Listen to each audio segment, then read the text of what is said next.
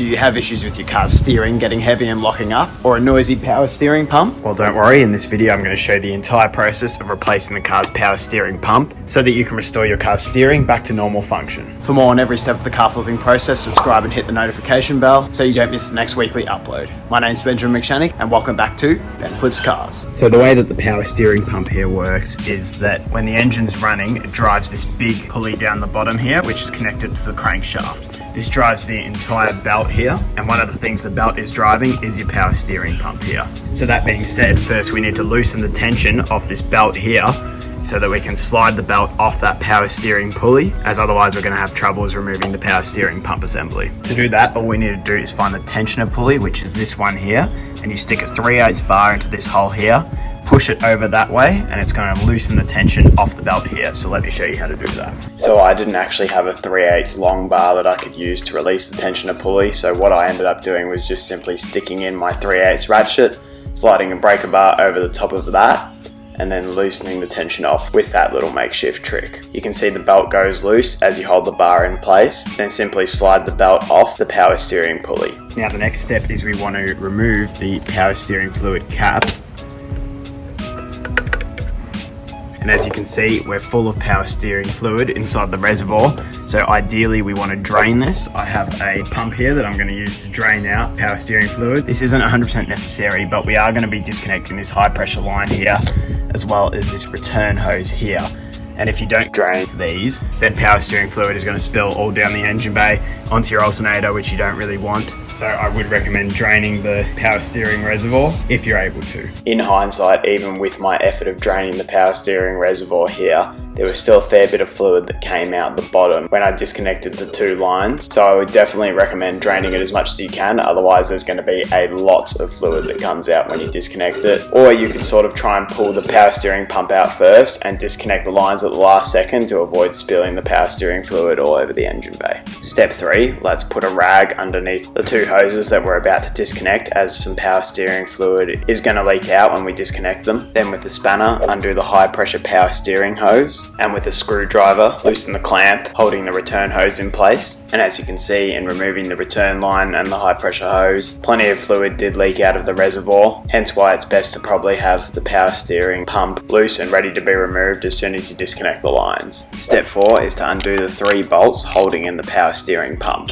You go through the holes on the pulley wheel to do so. Then remove the power steering pump from the engine bay. Now, unfortunately, since I did manage to spill a fair bit of power steering fluid on the alternator, I'm just going to rinse it off with some water just to get that all out of there so it doesn't cause any issues. Just make sure you don't get water inside either of those hoses that connects to the power steering reservoir. So I'm going to cover those up. Now, of course, water probably isn't ideal for your alternator either, but it'll dry up at least, whereas power steering fluid has a much lower boiling point than water, hence it'll hang around a lot longer in the alternator, possibly causing damage if we don't wash it out. Don't worry about getting any water on your alternator, it's not going to hurt it as long as you don't put high pressure water on it. High pressure water could get deep into it and cause some issues. Now, as per usual, we want to inspect and make sure this old part is exactly the same as the new part we're about to put in.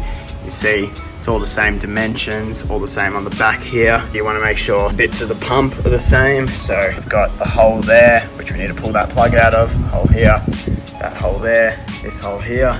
Looks exactly the same from the front. Last thing we want to check is to make sure all the bolt holes are the same. So you can see 1, 2, 3 through those pulley holes. And on here you can also see 1, 2, 3 through the pulley holes. So should all be the exact same. You want to make sure of that before you try and install it and put it in the car. If you realize it's wrong once you've installed it, then it's just a pain in the butt. And just bear in mind, this bit is meant to unscrew out. Don't try and pry it out, as you might accidentally damage the threads inside the new power steering pump. Have you ever repaired or replaced anything in your car that required you to loosen off the drive belt? Let me know in the comments below. If you have any issues with your car having a soft brake pedal or your brake hoses leaking fluid, I have a video on how to replace your brake hoses and also how to bleed the brakes. I'll pop it up in the corner here. Check it out after you finish watching this video. Now let's install the new power steering pump. First, slide the return hose onto the reservoir, as it'll be easiest to do now without the pump bolted back on. Then slide the power steering pump into place, making sure it aligns with the high pressure hose. Screw the high pressure hose in finger tight to get it snug, but not tighten it down just yet. Then put the 3 bolts in to fasten the power steering pump to the engine block. Tighten these down evenly, getting a little more tight each time you hit them until they're nice and tight. Next, let's tighten down the high pressure line. This needs to be fairly tight as it is under high pressure, but once again, don't overdo it. You don't want to strip the threads or damage anything. And of course, don't forget to tighten down the return hose clamp. With everything back in place, we can loosen the tension off the belt again and slide it back into place. Be sure it's still routed how it was when you removed it and nothing has changed.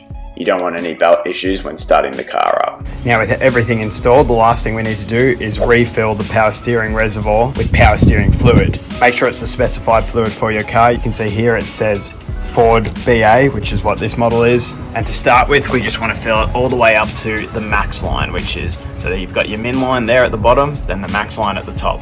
So fill it up to there, and then we're going to bleed the system. So after we've filled the reservoir up to that max line, start the car up, and then turn the steering wheel lock to lock a few times.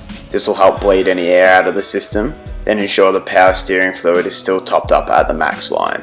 If not, top it up some more, then repeat the bleeding steps.